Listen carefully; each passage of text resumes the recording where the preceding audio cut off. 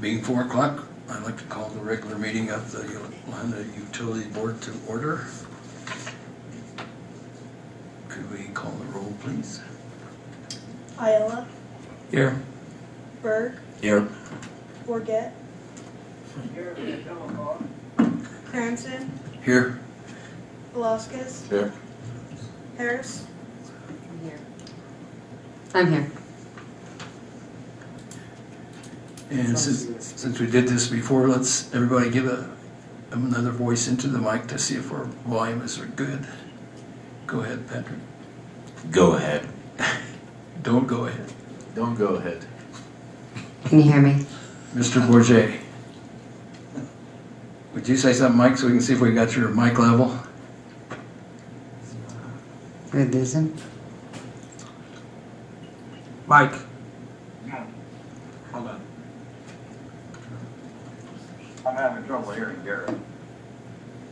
Okay. Can you say something? Hello? Okay, we hear that. How can you hear us? I can hear you now. All right. And Joe? Yes. Okay, thank you. Waste a little time, maybe save a complaint. We've all had a chance to read the minutes of the previous meeting. Are there any corrections? No. Hearing none, I'll declare them approved as published.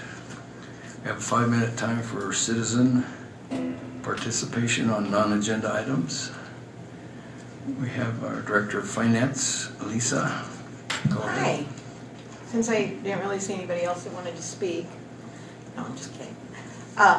This week we are upgrading our utility online system, and it is going to allow for text messaging. So along with you being able to receive your bill via email, your delinquency via email, a disconnect notice, and your final bill, all of that can be emailed. You can now sign up to be notified 3 days in advance if you're on auto pay. So it'll text you and say, hey, your auto pay is coming out on the 1st, because it'll be the first business day of the month. And you can have a text message that says, hey, don't forget to pay your utility bill. It's due in 5 days. And then you can have a text message that says, your bill was due 10 days ago. After 10 days, on the 11th day, we generally pull, but what we've been doing is we give people that 11th day because they're going to get the text message to come in and pay, and then you will be pulled for non-payment. So those can all be signed up for on our new online that is going to go into effect Friday afternoon, so over the weekend and next week, and from now on you'll be able to sign into it. It'll also allow you to link multiple accounts, so if you have multiple business, like I have a friend, she has 2 businesses plus her personal, and she wants to just be able to log into one place and see them all, and you can do that now. When you pay, it'll be a grocery cart, so you'll say, I want to put this in here, and I'm going to pay with the grocery cart. I've paid my bill online, and when I went in, I couldn't tell I paid it online, but now it will show you that that payment is pending. So you'll know if that payment went through. A lot of people are like, well, I wasn't sure if the payment went through. Now you'll know the payment went through. As always, it has the bill explanation, so if you want to know what is on your bill and why you're charged that, there is an explanation of everything on your particular bill.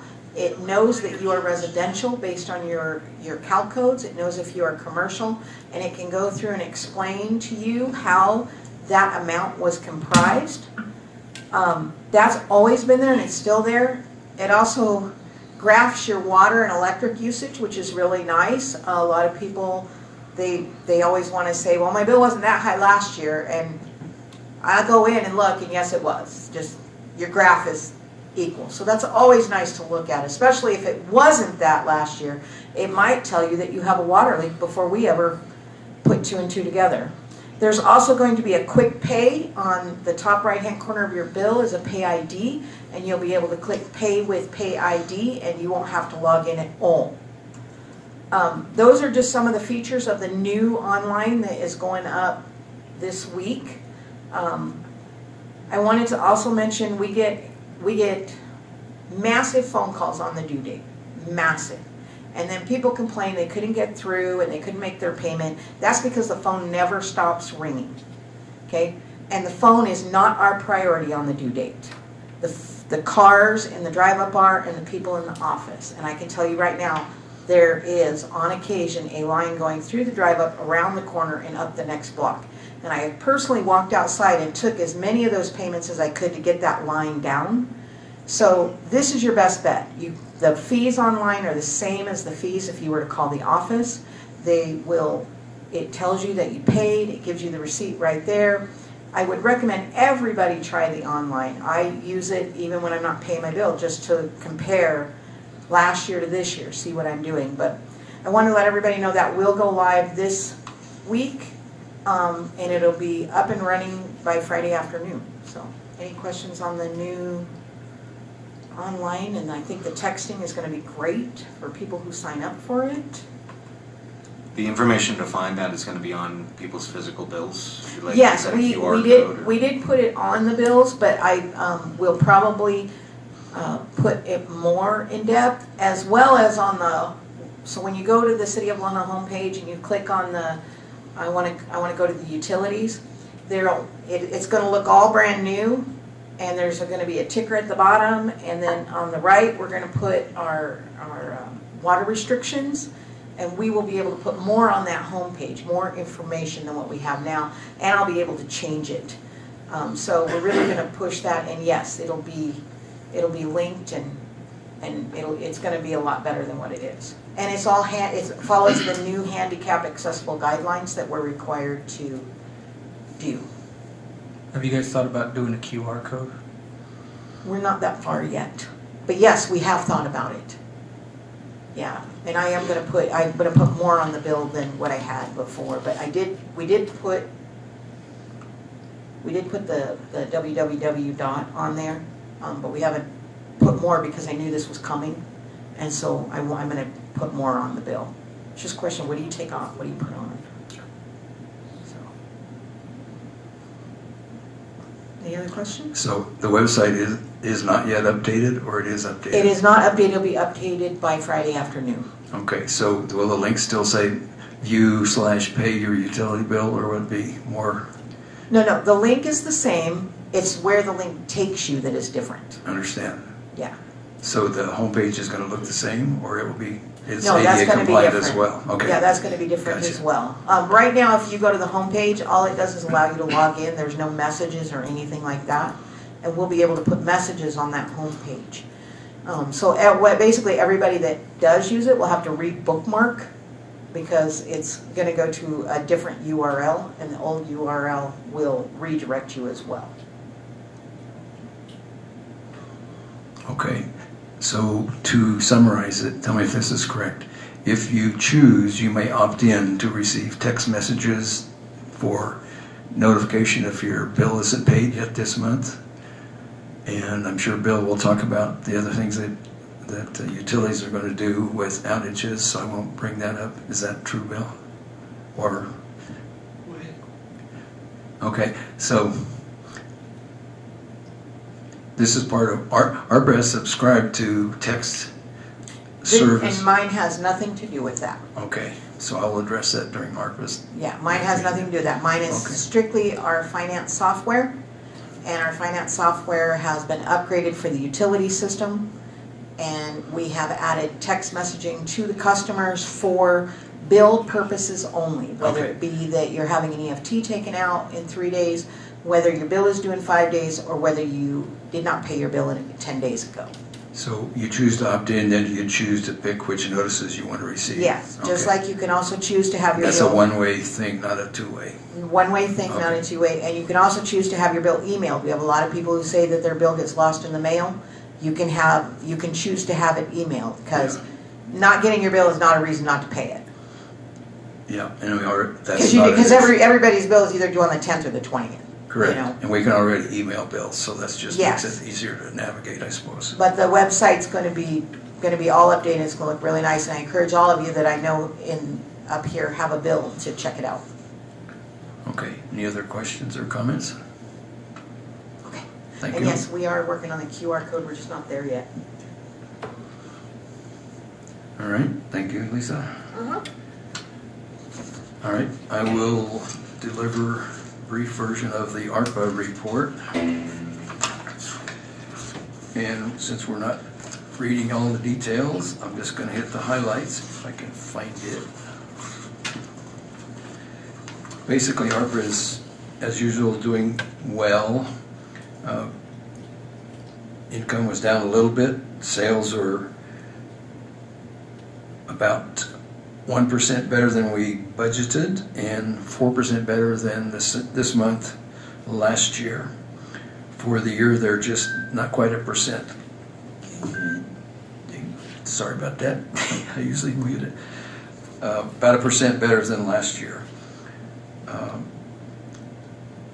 Now, should I address the text service bill, or did you want to? Okay, ARPA has contracted with a company called Text Power, and it is going to provide. This is separate from the billing texting system, a service for all the member cities, the 6 ARPA cities. ARPA is paying the cost, so there's no charge to the cities unless you get over a threshold which each city has assigned. Ours is 10,000, and then we pay a fraction of a penny for each message above that. But this will be used when there's an outage. The electric department sets up, they can notify people that there's an outage through mobile text and provide status updates if they choose. Water department can do that if they have a break. I'm sure you guys haven't finalized how you're going to set it up, but this is a great service to hopefully avoid 600 people trying to call and say I'm out of power. If the city has your text number, you'll get a message, we're out. And if the city can provide it, we'll say east half of the town. People probably don't know feeders and circuits, but that should be something advantageous. Any questions about that? That's kind of a high-level thing, and I'm sure you guys need to get the details before you implement it. Other than that, next meeting is the 29th of August. It'll be here at Otero College again. Any questions about that abbreviated report? All right, thank you. Mr. Crimson? Mr. Siba, Water and Wastewater.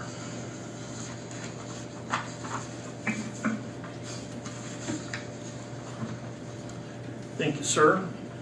On the water side, excuse me, looking at the financials, we still show that expenses are over revenue by just over $141,000. We are moving into the time of year where the majority of our revenue will be made, and also with the new rate changes taking effect very soon.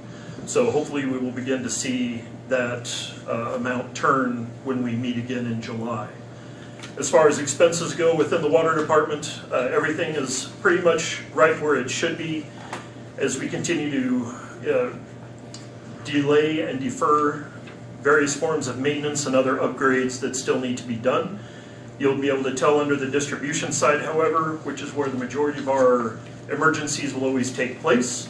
Under mains, accessories, meters, supplies, and services and supplies, those line items are running pretty good, and that's usually where the funds come out to fix main breaks, service breaks, etc. Wastewater side, it's also about the same when it comes to finances. We'll have to keep a closer eye on how expenses are going over revenue, seeing as how most of your sewer revenue is not seasonal. There is some when it comes to some of your manufacturing and the rest of it, and some bills that might be adjusted on the industrial side as we begin to finish up doing our surveys of new businesses and the rest.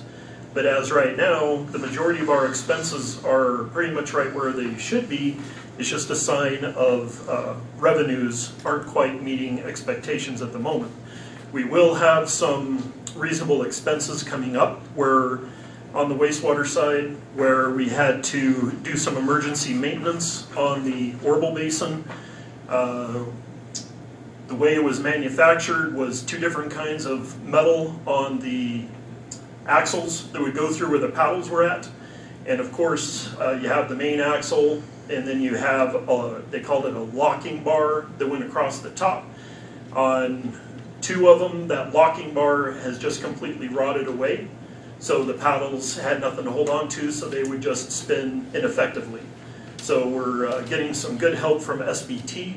We've received some pretty good technical assistance from Evoqua, who manufactured the system. One unfortunate side to it is that they had known about this fault for a while and have since moved to a completely different locking system for those paddles to be on that bar, but never reached out to anyone like Lahana who had this original system. So now we're playing catch up with that. We will be able to utilize local manufacturing when the time comes to where we can adjust that axle to a new D-lock style that they have instead of just the locking bar. At this time, however, just to get the system back up and running at its proper time, in its proper method, and in time for where we have some of our very large and important semi-annual tests coming up, we want to be sure our process is working as best as it can. So we're just, these repairs will reflect the way the old system looked. And we can estimate approximately 5 years life out of it until it'll go again just like these. Going through on our monthly stuff, RO plant is a lot of maintenance. We did have our chlorine mixing tank developed a leak smack dab on the bottom in the middle, just like our old main storage tank did the previous year. We did have a spare tank on hand that we would use for various chemical holdings when needed, so we've simply swapped those out and we'll research what it would cost to replace that smaller holding tank. Distribution, their focus is still installing the water line down to the Mercantile Park. And working out at the farms, we've completed our first round of weed control, which is, weeds are going to be fantastic out there with the rain that's been coming through.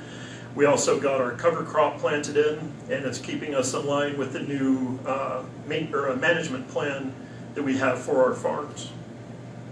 Wastewater, I touched on the large maintenance cycles that we're having to go through there.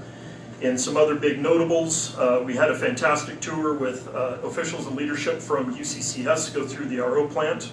They were quite impressed with the state of our treatment that we have here and the way that our employees keep it working. The $300,000 grant that we're working towards is one that we had been awarded last year that got taken away from not only La Junta, but many other communities who had it awarded to them. They have funded that pool again, so we're now back in the running for it. A P&A letter stands for Project Needs Assessment. They've accepted our P&A letter, so now we just need to work on the budget to where it satisfies what the amount would be, and then have that approved by the state finance committee that oversees that. The river. Of course, everyone can look down and see how well the river seems to be chugging right along. A lot of that is coming from native waters through the increased amount of rain that has been coming, but also from the snows that we have. This is the first year in a long time where the snow water equivalent in the Arkansas Basin is higher than the Colorado headwaters and basically every other basin that's in the state. So what that kind of means to us is twofold, is we have to keep a close eye on our river to ensure that as they have to make physical water releases up at Pueblo Reservoir to make room for the water, that we don't find ourselves in any type of flood stage, and if we do, that we're prepared to deal with those flood stages. The second thing is, if you remember last year, we were on the market to try to buy supplemental water, not only for our reserves, but also to meet our obligations on the Holbrook Canal. So we were looking at trying to get the only water we could find was 150 acre feet, and it was going to cost us about $65,000 for that. We forewent that, pushing it off a year, and like I said, the difference a year makes. This year we were able to get the extra allocation that we were hoping to get with project water due to the excesses coming in. So we were able to get 2,000 acre feet for $43,000. This will go a very long way to reestablishing our reserves up in the reservoir. It'll put us at about 4,500 acre feet, and we have room for 5,300 acre feet. Later in the year, this summer, after they've made all the releases they feel they're going to need to, and they begin to fill up the conservation pool again, they might be able to offer additional waters to where we'd have the opportunity to top off our storage if we desire. Any questions? Yeah, do you want to talk about what happened Saturday and the temporary water restriction that we had to go through? Yes, sir. That occurred in what would be our new South Booster Station. It's a place where we have brand new equipment, but we're still utilizing the same software package that we currently have. As we've been going through replacing the SCADA system, of course the first focus was on the RO plant itself, and then they're going out and managing all of our remote sites wherever we have booster stations or tanks. Since that is the place where we have the newest equipment, that was on their schedule to do last. Unfortunately, there was something went wrong with the software that was in there, and when it reached its low level, instead of calling a pump to turn on at 60 to 80 hertz to refill the tank, it only called it at 20 hertz. So it was woefully incapable of keeping up. And that occurred sometime just after 3 in the morning when you look at the trends. Our person who was on call discovered it at 7 a.m. That's when the call came out to me as well, and to other RO staff. They went through, were able to figure out what was wrong in the programming, get that reestablished, and then with the assistance we got from the community from not overuse, we were able to refill that south tank a lot faster than would be the case under normal use. Again, I probably said this before, but I'll reiterate, that south tank is responsible for approximately 40 to 45% of the city, virtually everything from 10th Street south, including filling the Prairie View tank out at the old Air Force housing. So it's a tank that gets heavy use. That's part of the reason why we have engineered plans in place that if ever we can afford it, we will build a much larger tank, somewhere between 1.2 to 1.5 million gallons. But it was a coding error, is basically what it comes to. We kind of got lucky that the college and the high school weren't in, and, using a lot. That they were in water, use, yeah. correct. And we were in a little bit of an off cycle from the college, and as soon as we gave them a call, they ended all irrigation they had going on. South Tank, where is that? 26th and Santa Fe, That's the tower there? Correct. Okay. four-legged tower. Yeah, thanks.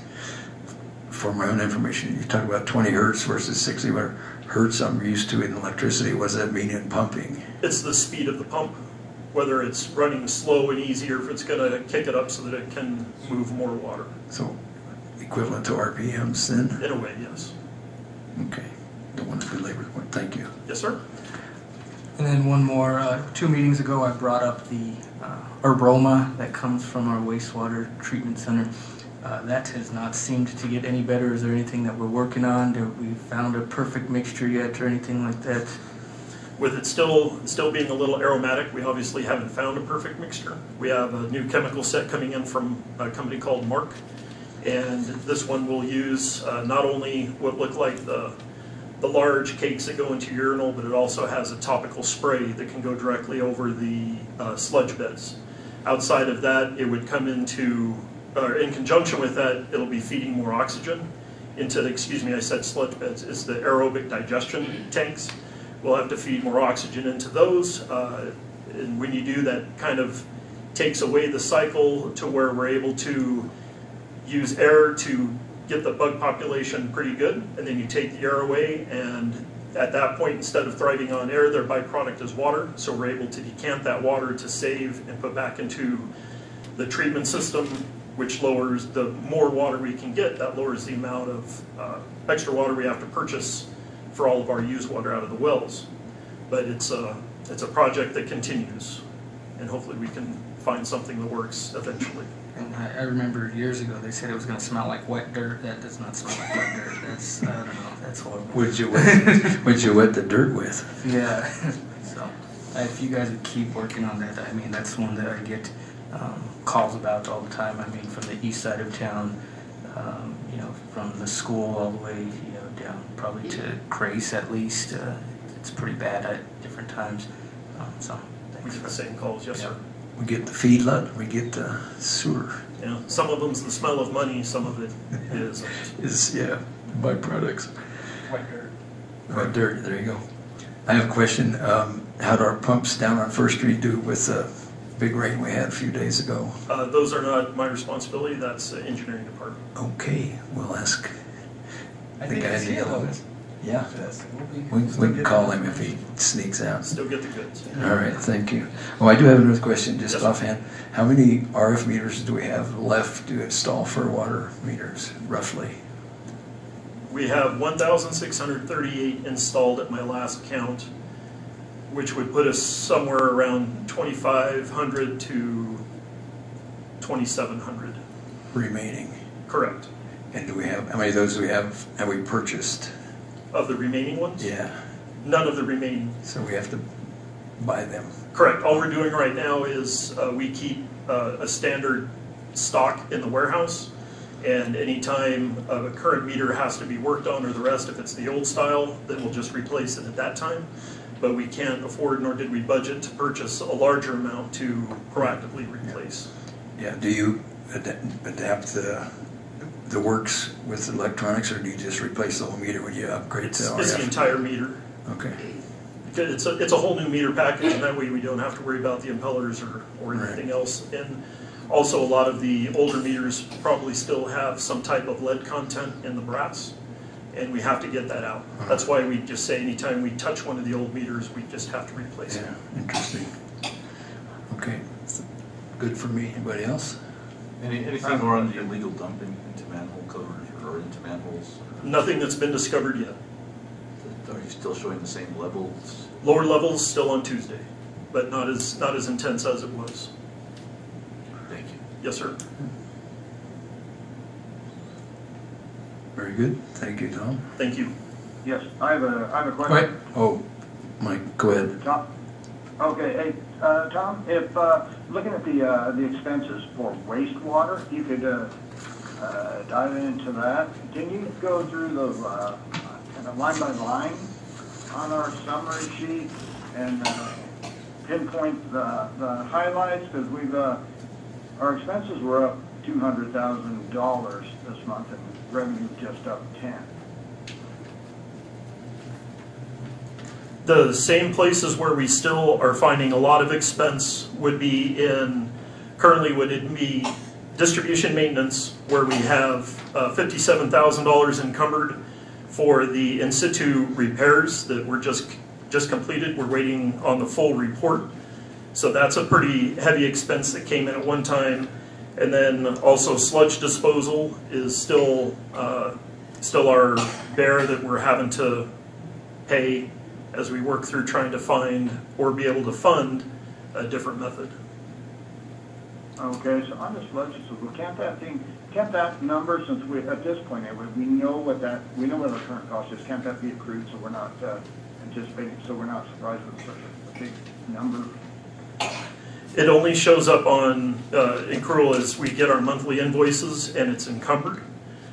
We know that we had budgeted $250,000 for it for the year, but it's probably going to come in above that as they continually adjust their price.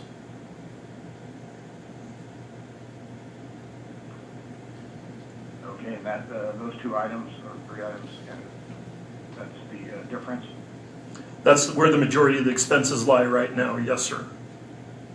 Okay. That's all I have. Very good. Anyone else?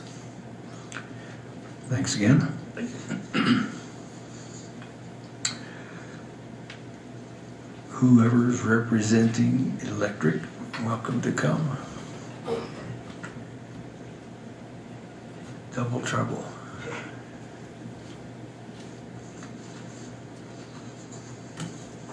So I'm going to go over a few things that was done in May. So we started a new maintenance program. We pushed the tree trimming probably to September to get some of this maintenance done. And doing the maintenance program, everything's loose. Bolts, nuts, I mean, it's pretty bad. And we just don't have the manpower to do the whole town because we get pulled off on other jobs. So we're trying to tackle that as well as we can. But tree trimming will start up again because that's important, especially with all the moisture we've been having. The trees are going to be up in the lines. So we also had a broken transformer stinger replaced behind the bowling alley. We had 5 customers out of power, and that was just caused from vibration. We were able to save the transformer on that one. We had a 25 kVA transformer that was added to split the load on the 400 block of Belmont. It's the time of the year where everybody's using their air conditioners, loads are high. So we have transformers that fail, we have jumpers that fail just from the extreme heat. So we'll split it up just because everybody's going central air now. Back in the day it was swamp coolers, didn't use as much load. So we're trying to do that as it happens. So the crew replaced the broken crossarm on 1222 Lewis Avenue. That was just caused from one of the windstorms. A tree landed on the power lines during the windstorm, caused the power pole to split in half at 416 Cimarron. I got some pictures here if you guys want to look and see what actually the damage that the wind does. And we had 1,700 customers out doing that one because the tree was on the line. If the tree wouldn't have been dead, it could have caused a pretty good fire with the moisture in the tree. So we had to isolate the line for a couple hours until we could clear that and get that pole repaired. But that's just some of the things that the linemen have to deal with. That's on a main circuit somewhere then? Yeah. So, and then, you know, on the past reports I've put in here where the different feeders and stuff. So just to keep it simple, I'm just going to go over like the east side of town, west side of town, or an address, because yeah, just to make it easier.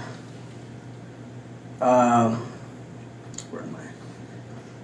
We had an abandoned pole on 10th Street removed, and we added a streetlight pole on 10th and San Juan Avenue. So anytime we have a pole that's not ours, it's not phone or cables either, because we have the equipment and they don't to remove it.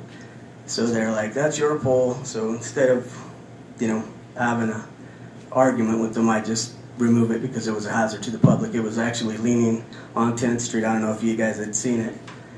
It was held on by a guy wire, but since they didn't want to claim it, That's the cable company you're talking about? Yeah. And we think they put the pole up, but now they don't want to. Well, it was their pole, but like I said, you know, I let them know. I don't like to just remove it without them taking it off their mapping or whatever kind of system they got. So they didn't want to claim it, so we did, and we got rid of it. There was branches removed throughout the town on the power lines for the high winds, and that's every line. That's phone, cable. You know, people don't know. They say, hey, there's a branch on the power line, there's trash on the power line. So we show up not knowing, and I just tell the guys, just take it down, you know. We had a pad mount transformer that was set in place at the new sheriff office, the detention center on 2nd Street. So we were finally able to get in there and do some work because it's been pretty busy with all the other contractors. So now we're just waiting for the electricians to do their side, and then we'll go and heat it up for them. So, how big is that? 1,500 kVA. Yeah, no, sorry, 500. Okay. Yeah, they were needing a 300, but that was undersized, so we went with the 500. Sorry about that. All right. We cut down the service for the fire department on 12th and Rice. You know, the big fire we had. They called and said that there was sparking lines in the backyard, so we had to go and cut it down. And then we went back a couple days later to make sure there was no damage to the primary lines because it was a lot of heat. So we did some inspecting that. Everything was fine.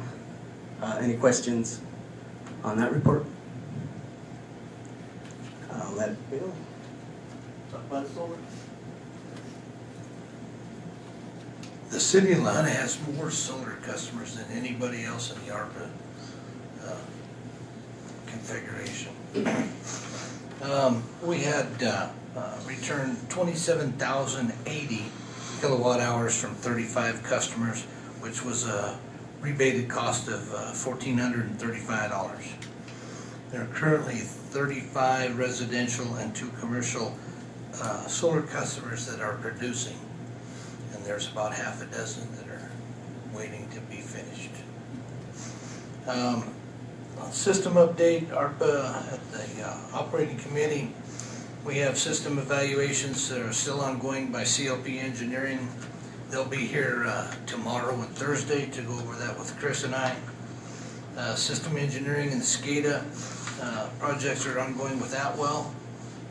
And ARPA is finalizing the solar contract with Sand Hills as we speak. La Junta is ready to go. Anytime that they get any minute when they get that signed, then ours will be one of the first to be under construction.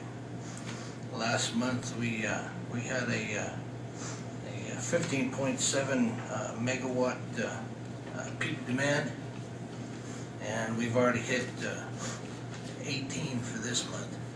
So now we'll start to see a little more income. Yep. You see on the financials this month, the revenue was slightly less than the expenses were, but year to date we're 439,000 to the good. Barring any questions. I'll ask you the same thing. How many RF meters have we got left to install? Rough number. Roughly, I think we're all electronic read. The meters that we're trying to now put are the ones that are electronically capable of being computer controlled. Remote disconnect. Yes, Yeah. Get those habituals. yes. There's some frequent flyers. Yep. Yeah. Yeah. All right. Great. I have a question. Go ahead. Our revenue went down, but our expenses went up. Can you give us a summary on that, Bill? Pardon me, Mike? Revenue's down, expenses are up. Yes. What's the summary of that? Yes, in the summary, the revenues were down. We had a expense for distribution and transmission, and of course the depreciation always makes that. You see, that's mostly depreciation that came out. The expenses are a little bit higher with ARPA now that's starting to warm up, and there was about $38,000 worth of difference there. It was about what? $38,000 worth of difference in between the. I'm looking at last month to this month, and it's about 90. Oh, okay, you're looking at the prior month? Yeah. And that's, yes, you remember we spent money on that big digger truck.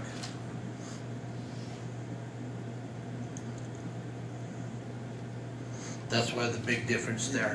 Our expenses this month are 964,000. Last month were 877.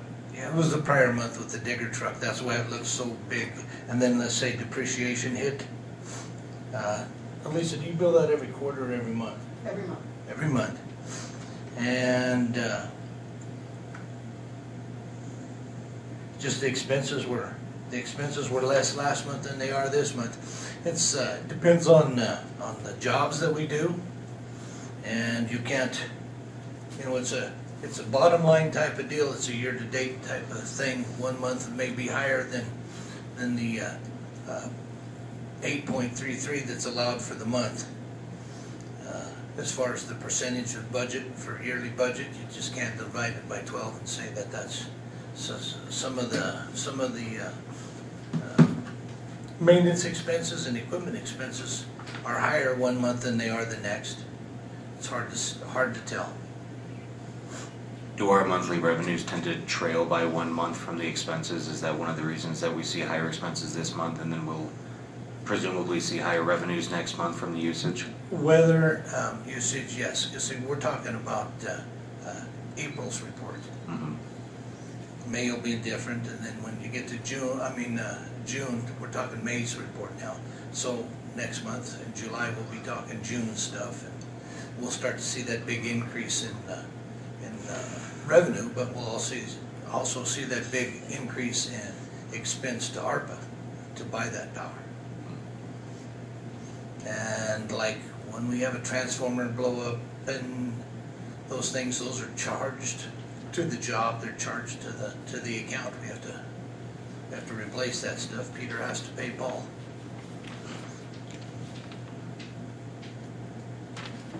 So that'd be a charge to distribution for transformer and Sure. working on that and all that, yeah.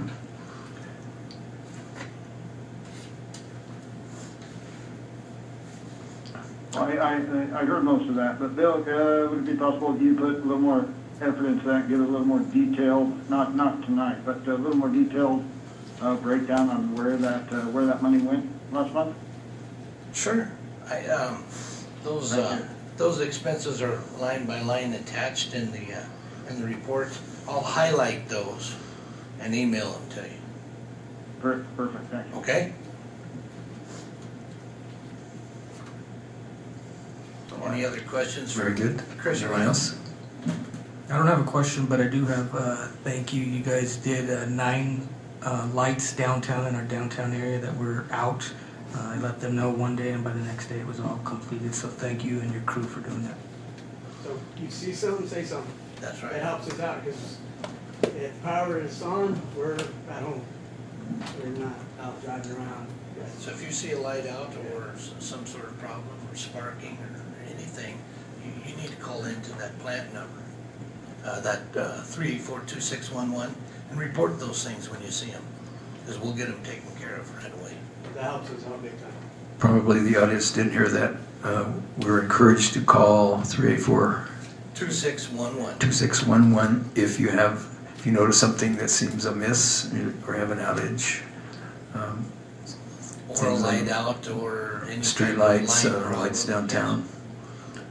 And they're That'll pretty be prompt. on the new homepage for utilities, you click it, where to call if there's an outage, where to call. Yeah, that'll all be on the homepage of the web. Okay. Hope you have power to get online to find out the number. Don't need power for that, you got a smartphone. Yeah. You gotta have a smart operator to run the smartphone though. Okay. Anyone else? All good? Thank you, Bill. Thanks, Chris. Thank you. All right, now, Mr. Streets and Sanitation. And pumps, whatever that is. Stormwater. Stormwater, all right, thank you. Hello, everybody. I guess we'll go ahead and start with the financials.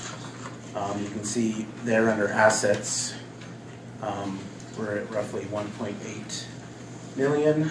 You can see on the right side of that are liabilities, leaving the fund balance with about 1.45 million. Revenues month to date was 120,000 this year. Year to date we're at 571,000. Month to date expenses were 146,000. You can tell there's about a difference of $26,000 in the red for expenses versus revenue for last month. I'm going to attribute that to a later payment than normal for landfill. So you're going to see probably 2 payments for the landfill this month versus last month. And you'll also see a charge there in equipment maintenance that will make up the numbers that you're seeing for differences in expenses versus revenue. You can see there under liability, you can see where it says fund balance plus or minus. That's a running total for the amount of money that we have either under or over for our expenses versus revenue. For the year, we're $15,000 over, so at least we're not in the red. Does anybody have any questions about the revenue? Or about the Numbers. library, about the numbers? Mike? I do. I'm looking at it's the pamphlet or the summary sheet that was printed with the agenda for customer information. There's a arithmetic error when we have 2024 shows 3273 total customers, 23 was 3284, which is minus 11. And then we have a percent change of 112.97%. That's incorrect. That's Okay. 1% change, I believe. It's Yeah. negative change, and it's not 112%. Right. Well, okay, well, you're right about that. I haven't gone over that sheet yet. I was just asking for questions over the numbers part of it, but I'm gonna go over this sheet with the customer information next. But yes, you are correct. That I'll look into that and make sure that's fixed for next month. Yeah, similarly, at the end of the sheet that we had just gone over, it says that revenue exceeds expenses by 15,684, but it looks like that's the actual fund balance plus or it's minus, not the negative. difference in revenue and, right? No, it is, it's year to date. It's year to date. Oh, is that a year-to-date? Okay. Yeah, it's a running total for the year. Your fund balance change is always gonna be year to date, never Okay. month to date. That's actually negative, not positive. But- So I guess going back to that, I just want to reiterate that because we still haven't discussed changes in an increase for the sanitation fund. So we had been cruising along for the first 4 months of this year, 5 months of this year, and looking at a positive number. But I kept just emphasizing that we weren't meeting anywhere near our budget numbers. So this kind of shows you what's going on. And now, now we're under versus over for the first 5 months. So I just want to reiterate that we are not where we need to be, in my opinion, for our rates for the sanitation fund. Any more questions on this part of? I agree. He agreed. Any more questions on financials? Hearing none? Okay. Just to go over the customer information like we were just discussing, you can see there at the top our number of our customers broken down into residential, commercial, industrial, and municipal. I don't understand again why that is, and that was my fault for not catching that, but it should be, the percentage is incorrect. Yeah, it looks like the percentages were added from the column rather than totaled from Calculated. the row. So I'll have that fixed. Going on, looking at the landfill, you can see our numbers have obviously increased as is the time of the year for our tonnage. Well, actually just an increase over last year at this time. 684 tons of trash at the that we've taken to landfill versus 538 for last year. And that's a 20% increase. You can also see there our tonnage totals for Southeast Recycling and Queen Valley. And then again off to the right, our tonnage numbers broken down into what we collect for the 684 total. Though that's fairly off. That's not calculated right either. Okay, I'll look into that. The total on that is incorrect, but the individual numbers are. Does that make sense? If you look at tonnage, the total there should be closer to 684, and you can see the numbers do come close to that. But it says 463.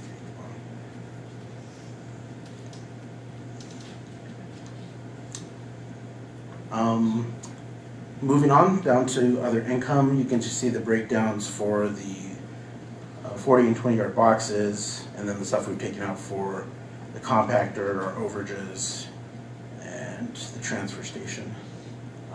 The big one there you want to look at, I think, is the 20 yard boxes again.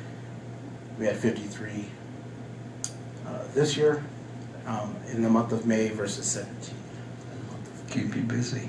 So I really feel again that the price change has a lot to do with that. We made it a lot closer to what our competitors were while still being reasonable and good, and making it good for us. And so I think that's the big change. But it also means that they're just going out like hotcakes, and we just don't have enough to keep up. Yeah. So we're gonna have to look at probably increasing that amount next year or at the end of this year, depending on what the budget looks like. What's going on with the compactor? As far Because it has 0 for May. we didn't have any notes for the compactor this last month. So that just means that there's probably a greater increase in the open top. Most of it's going in the open top versus inside the compactor. Yeah, I saw that too, I double checked that to make sure that was the case. Any questions on any of that? I have something, I don't know if it's appropriate, but see all these nice black and orange totes? Somebody get massacred. What do you think about saying, hey, if you want an orange or black tote for your kid, pay us another $1 a month and we'll preferentially give you one? I've tried to, in my mind, come up with a solution for this because I don't want to go out and, I only have so many of them, and I don't have enough to replace the whole town, obviously. Right. And people have seen them and like them. But I don't want to tell somebody who calls in and says, hey, I want one of those for, they want to show their pride in their school. I don't want to tell them, no, I'm not going to replace it unless it's broken or something, and then somebody's going to go out and break their tote. That's not good either.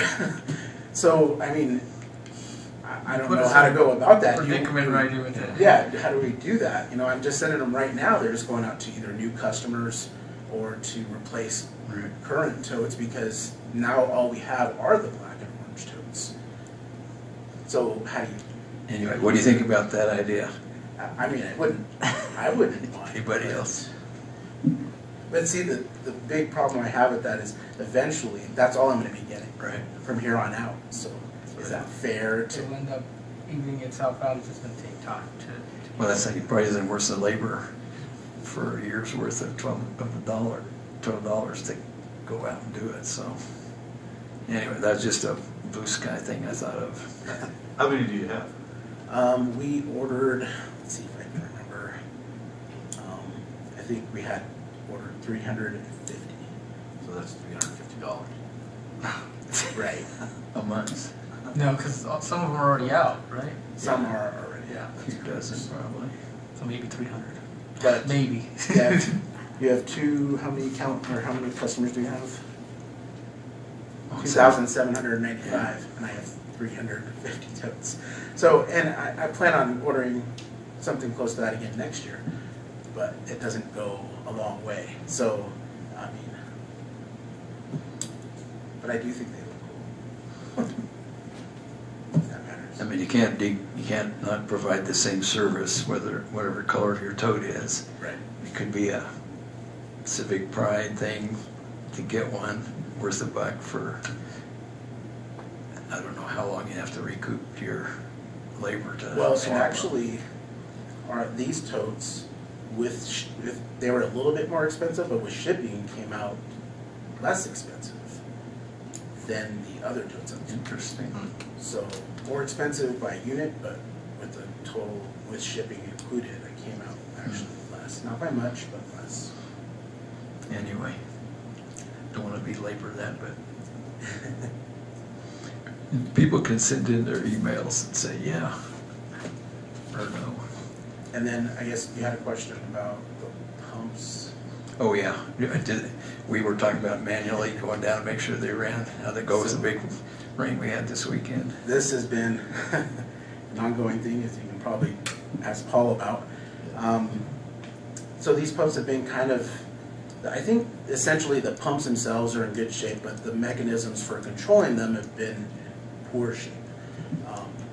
We've had to do multiple things to get them even started in previous years. This has been an ongoing issue and a concern of mine. So this year, I've made sure to put some money aside to have them repaired or fixed. So replace the controls. So basically. SBT is going out. They've gone out multiple times. They thought they had it. Didn't quite happen that way during this last storm. I was the first one to respond to the pumps on Saturday, And I was assured that they were running, and when I went to start them, neither one of them started. So it took me a while to get them going. We ended up getting them going, but the solenoids, the starting mechanism wasn't working properly. Those are all going to be replaced, and he's assured me that he's going to be able to get them on floats so that they'll start without us even being there at a certain water level. But until that happens, Still working on it. they're still working on it.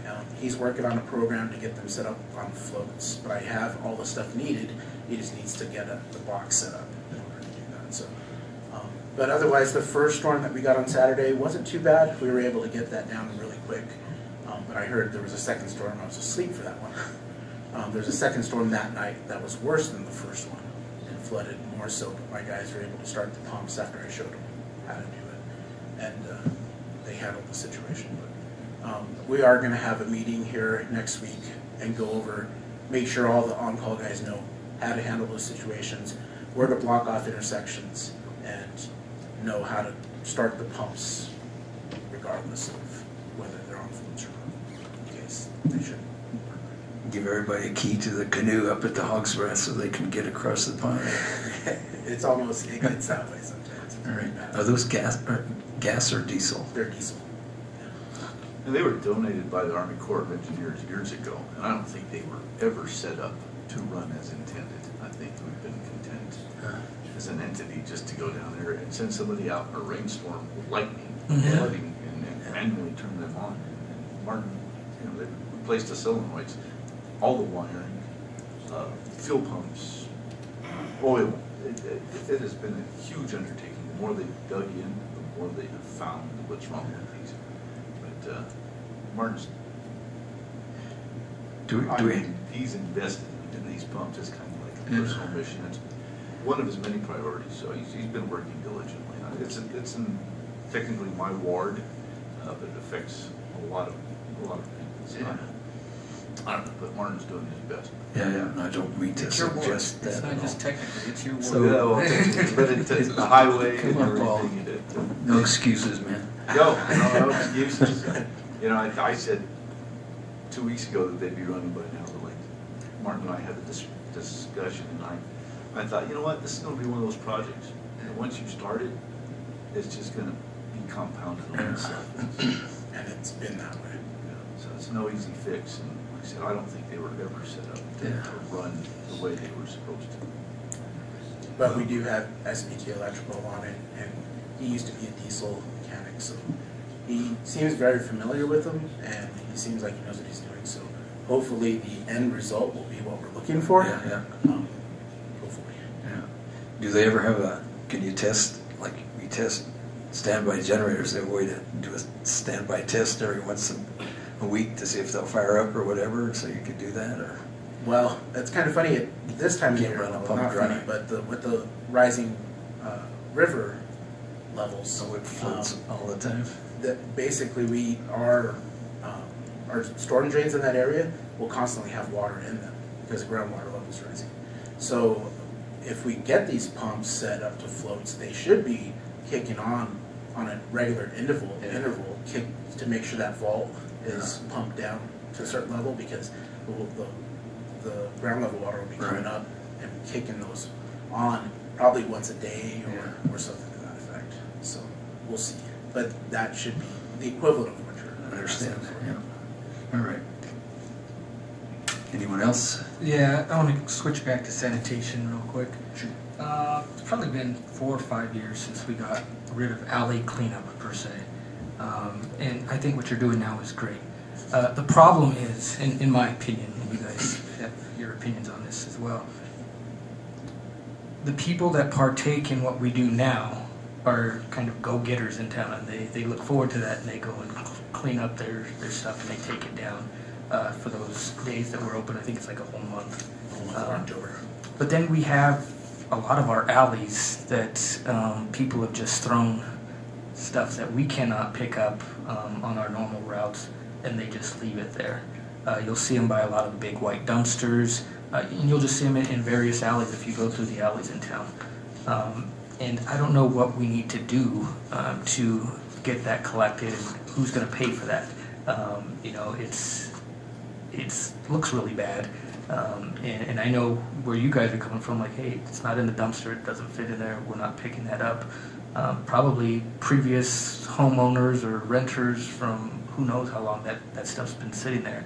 But, you know, they're not gonna do it, but at what point do we look at picking it up and then charging the property owner or whatever that looks like? I don't know if there's a ordinance on that or not, but it's just something I think when we got out of the alley cleanup side of it, that stuff has started to build. So, I mean, in my personal assessment, I would assume that that has something to do with keeping a property maintained. A person is responsible for their part of the alley, even though it's part of the right-of-way, they're still responsible for it. So I would assume that they're still responsible for that, so it's almost code violation, in my opinion, and they should be cited accordingly to pick up their stuff that they have behind in the alley around their trash cans, just like weeds or trash or anything else. You know, I would assume.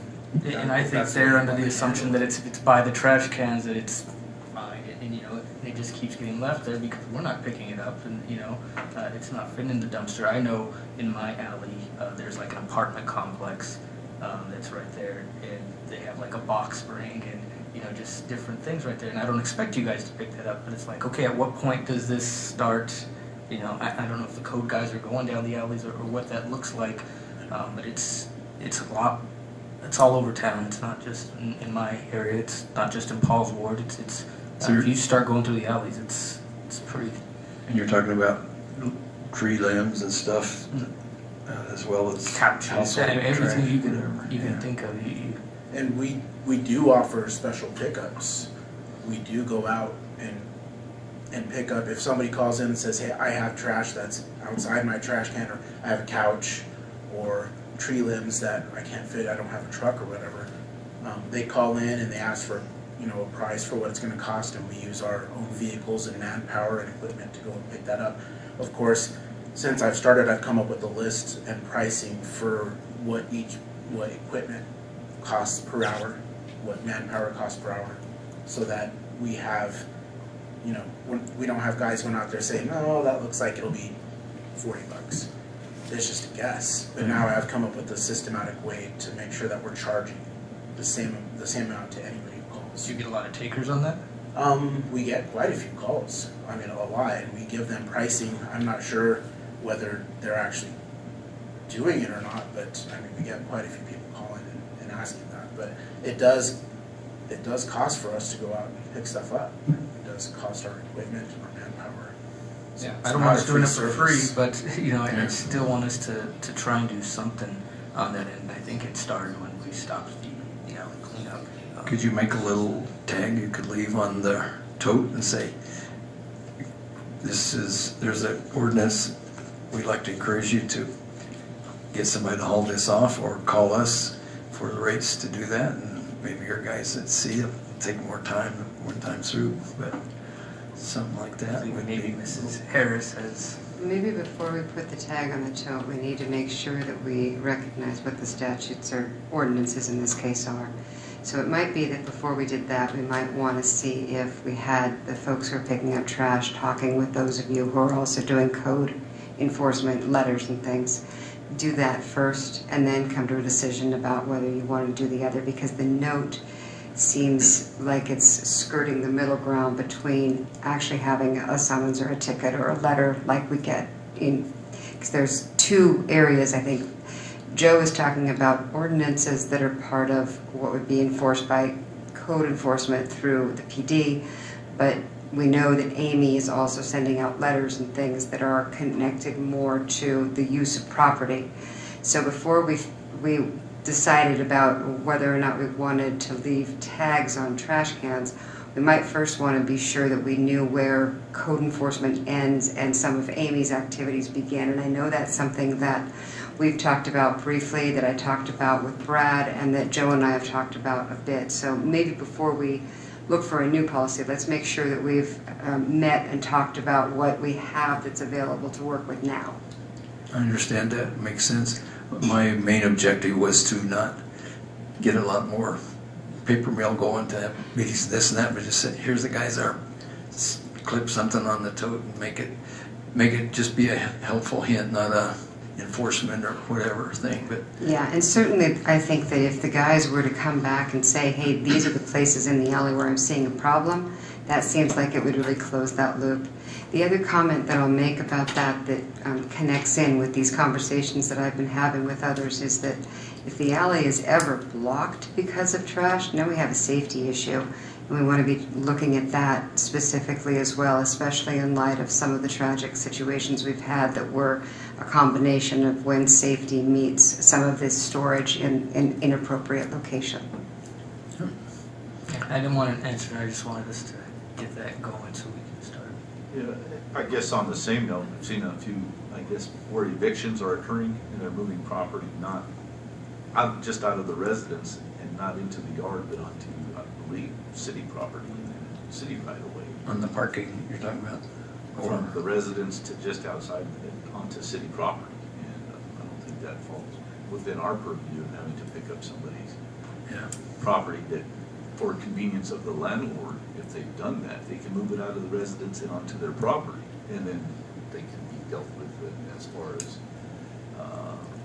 what their yard looks like by code enforcement. But once they move it onto city right away, whether that be in the front of the residence or the back, I think that creates another standard or a problem in having to deal with. Well, we had an issue like that on 5th and Smithland, where somebody was evicted and all their stuff was put out onto the right-of-way in front of the house.